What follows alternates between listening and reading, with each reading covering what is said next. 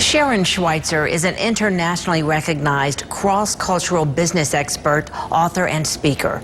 She has more than 20 years of experience in 80-plus countries as a corporate trainer and lawyer. She's the founder of Access to Culture. So when the question becomes, how are we supposed to be polite in a pandemic? Who better to turn to for advice as what socially acceptable behavior is changing than this international expert? And Sharon joins us this morning from Austin, Texas. Sharon, thank you for your time. It's my pleasure. One of the things that we're really seeing a change in is how we greet each other professionally and just seeing people when we have to go into the grocery store. How are we going to get used to this? You know, the greetings, especially here in the South, are something that are so important. And normally we are so fluid with our greetings because they have developed over time. And we greet people socially and in business, as you mentioned. And one of the things that has changed all this is the fact that we are socially distancing. And this is something brand new for all of us. We have to stand 6 feet apart. And etiquette is about warmth. It's about being comfortable in someone else's presence. And I tell you what, we just are not comfortable with this 6-foot distance rule. We can't hug. We can't do a cheek kiss. We can't greet people the way we're normally greeting people. And so, you know what, we feel awkward. And that is not something that people in the South like, is being awkward. So we're all adjusting. We're trying to adjust to this new normal. And it takes 21 to 30 days, depending on who you ask, to develop a new. The one thing that I do find that helps me a little bit is when I do have to go into the store or whatever, when I have my mask on, I'm so aware that something is different.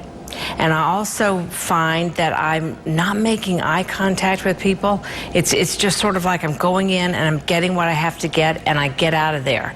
So my behavior has certainly changed a whole lot. But I do think that wearing that mask, you know, that new accessory that I have on my face helps me remember that I'm not in here to just browse around in the store, and I'm not in here for a social visit. I'm in here to get in and get out. That's right. One of the things that the mask does is it covers part of our face. It covers our smile. And the smile is something that we in the U.S. use as a way to convey friendliness, happiness, joy. And so during this time, this uncertain time, what we are going to have to do is we're going to have to use our eyes to smile, and we're going to have to use our eyes to convey friendliness and warmth. And I think what we have to do also is realize that we're just going to have to say hello or wave from a distance, and we're going to have to convey in other ways that we're still human and that we're still kind, because that mask does.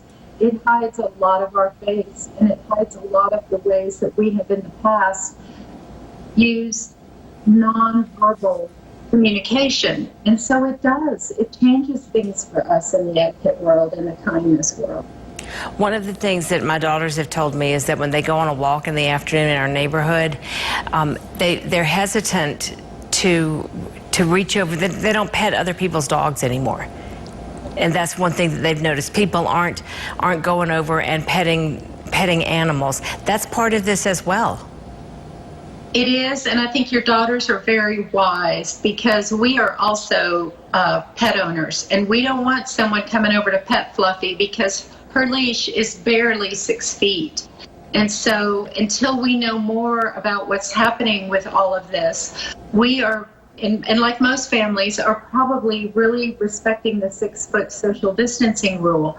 So maybe when all of this clears up and it's less frightening for people and people are less concerned, they will be more comfortable going over to pet the dogs. So I think your daughters are very wise. It's better to just kind of wave from a distance, because our pets, they want to be friendly, but pets don't understand the news. Fluffy, you know, read all the good things the media is sharing with us. So your daughters are doing the right thing. They can just kind of wave from the other side of the street.